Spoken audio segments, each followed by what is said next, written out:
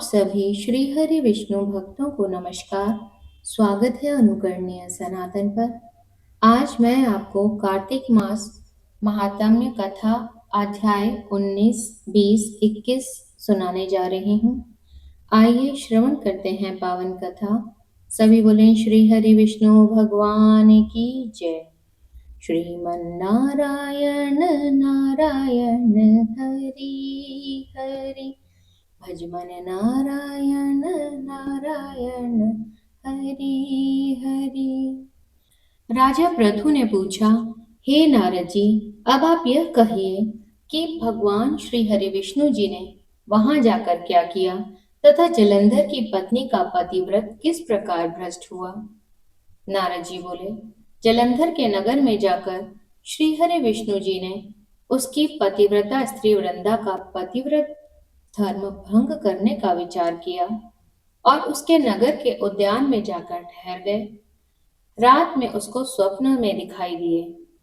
वह भगवान श्री हरि विष्णु जी की माया और विचित्र कार्य पद्धति थी और उसकी माया द्वारा जब वृंदा ने रात में वह स्वप्न देखा कि उसका पति नग्न होकर सर पर तेल लगाए महिष पर चढ़ा है, वह काले रंग के फूलों की माला पहने हुए है तथा उसके चारों ओर हिंसक जीव हैं। वह सिर मुंडाए हुए अंधकार में दक्षिण दिशा की ओर जा रहा है। उसने नगर को अपने साथ समुद्र में डूबा हुआ इत्यादि बहुत से दुस्वप्न देखे। तत्काल ही वह स्वप्न का विचार करने लगी। इतने में उसने भगवान श्री सूर्यदेव को उदय होते हुए देखा तो उसे श्री सूर्य नारायण में एक छिद्र दिखाई दिया तथा वह कांतिहीन था। इसे उसने अनिष्ट जाना और वह भयभीत हो रोती हुई छज्जे अटारी तथा भूमि कहीं भी उसे शांति प्राप्त न हो रही थी। फिर भी अपनी दो सखियों के साथ वह उपवन में गई, वहां भी उसे शांति न मिली। फिर वह जंगल में निकल गई। वहां उसने सिंह के समान दो भयंकर राक्षसों को देखा जिससे वह भयभीत होकर भागने लगी। उसी क्षण उसके समक्ष अपने शिष्यों सहित शांत मौनी तपस्वी आ गए। भयभीत वृंदा मुनि के आगे दोनों हाथ जोड़कर उनसे रक्षा की याचना करने लगी। मुनि ने अपनी ही एक ओंकार से उन राक्षसों को भगा दिया। वृंदा को आश्चर्य हुआ तथा वह भय से मुक्त हो मुनिनाथ को हाथ जोड़कर प्रणाम करने लगी। फिर उसने मुनि से अपने पति के संबंध में उसकी कुशल क्षेम का प्रश्न किया। उसी समय दो वानर मुनि के समक्ष हाथ जोड़कर खड़े हो गए और ज्यों ही मुनि ने भ्रकुटी संकेत किया त्यों ही वे उड़कर आकाश मार्ग से चले गए।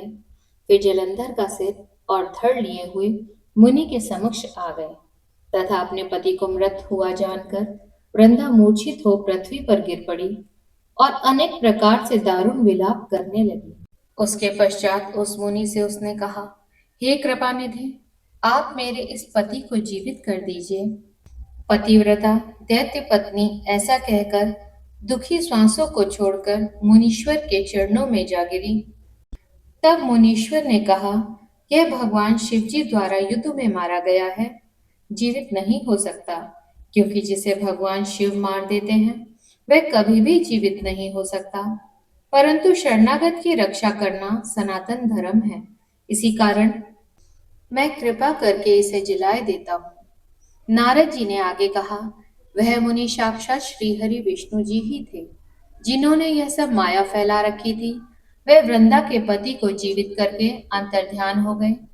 जलंधर ने उठकर वृंदा को आलिंगन किया। वृंदा भी पति को जीवित देखकर अत्यंत हर्षित हुई और अब तक हुई बातों को स्वप्न समझ लिया उसने। तत्पश्चात वृंदा सकाम बहुत दिनों तक अपने पति के साथ विहार करती रही। एक बार सुरत काल के अंत में उसने उन्हीं श्री हरि विष्णु जी को देखकर उन्हें ताड़ित करती हुई बोली, हे पराई स्त्री से गमन करने वाले श्री हरि विष्णु, तुम्हारे शील को धिक्कार है। मैंने जान लिया है कि मायावी तपस्वी तुम ही थे। इस प्रकार कहकर कुपित पतिव्रता वृंदा ने अपने तेज को प्रकट करते हुए भगवान श्री हरि विष्णु जी को श्राप दिया। तुमने माया से दो राक्षस मुझे दिखाए थे, वही दोनों राक्षस किसी समय तुम्हारी स्त्री का हरण करेंगे। सर्पेश्वर, जो तुम्हारा शिष्य बना है, यह भी तुम्हारा साथी रहेगा। जब तुम अपनी स्त्री के विरह में दुखी होकर विचरोगे, उस समय वानर ही तुम्हारी सहायता करेंगे। ऐसा कहती हुई प्रतिव्रता वृंदा अग्नि में प्रवेश कर गई। ब्रह्मा आदि देवता आकाश से उसका प्रवेश देखते रहे। वृंदा के शरीर का तेज देवी पार्वती जी के शरीर में समा गया। पतिव्रत के प्रभाव से वृंदा ने मुक्ति प्राप्त की। श्री हरि विष्णु भगवान की जय। कथा का 19वां अध्याय संपूर्ण हुआ। आइए श्रवण करते हैं कार्तिक मास कथा का 20वां अध्याय। सभी बोलें श्री हरि विष्णु भगवान की जय। श्रीमन नारायण नारायण हरि हरि, भजमन नारायण नारायण हरि हरि। अब राजा पृथु ने पूछा, हे देवऋषि नारद, इसके बाद युद्ध में क्या हुआ तथा वह दैत्य जलंधर किस प्रकार मारा गया? कृपया मुझे वह कथा भी सुनाइए। नारद जी बोले, जब गिरिजा वहां से अदृश्य हो गई और गंधर्वी माया भी विलीन हो गई, तब भगवान वृषभध्वज चैतन्य हो गए। उन्होंने लौकिकता व्यक्त करते हुए बड़ा क्रोध किया और विस्मिता मन जलंधर से युद्ध करने लगे। जलंधर भगवान शंकर के बाणों को काटने लगा, परंतु जब काट न सका, तब उसने उन्हें मोहित करने के लिए माया द्वारा पार्वती जी का निर्माण कर अपने रथ पर बांध दिया तथा अपनी प्रिया पार्वती को इस प्रकार कष्ट में पड़ा दे लौकिक लीला दिखाते हुए भगवान शंकर जी अत्यंत व्याकुल हो गए। भगवान शंकर जी ने भयंकर रौद्र रूप धारण कर लिया। अब उनके रौद्र रूप को देखकर कोई भी दैत्य उनके समक्ष खड़ा होने में समर्थ ना हो सका और सब इधर उधर भागने लगे, लुकने छिपने लगे, यहाँ तक कि शुंभ निशुंभ भी समर्थ ना हो सके। भगवान शिव जी ने उन शुंभ निशुंभ को श्राप देकर बड़ा धिक्कारा और कहा, तुम दोनों ने मेरा बड़ा अपराध किया है। तुम युद्ध से भागते हो, भागते को मारना पाप है, इससे मैं तुम्हें अब नहीं मारूंगा, परंतु देवी गौरी तुमको अवश्य मारेंगी। भगवान शिवजी के ऐसा कहने पर सागर पुत्र जलंधर क्रोध से अग्नि के समान प्रज्वलित हो उठा। उसने भगवान शिवजी पर घोर बाण बरसाकर धरती पर अंधकार कर दिया। तब उस दैत्य की ऐसी चेष्टा देखकर भगवान शंकर जी अत्यंत क्रोधित हुए तथा उन्होंने अपने चरणांगुष्ठ से बनाए हुए सुदर्शन चक्र को चलाकर उसका सर धड़ से अलग कर दिया। एक प्रचंड शब्द के साथ उसका सिर पृथ्वी पर जा गिरा और अंजन पर्वत के समान उसके शरीर के दो खंड हो गए।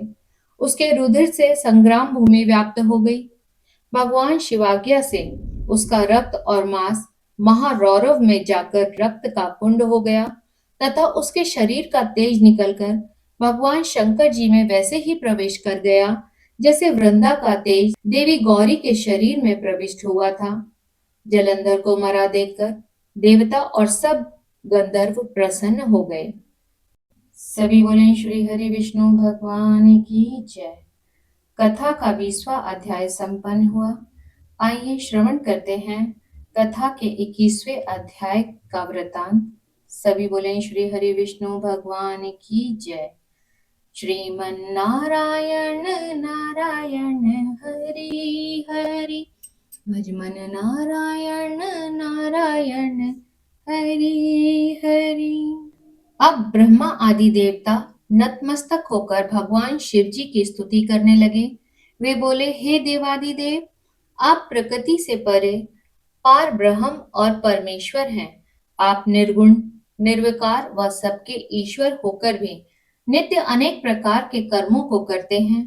हे प्रभु, हम ब्रह्मा आदि समस्त देवता आपके दास हैं। हे शंकर जी, हे देवेश, आप प्रसन्न होकर हमारी रक्षा कीजिए।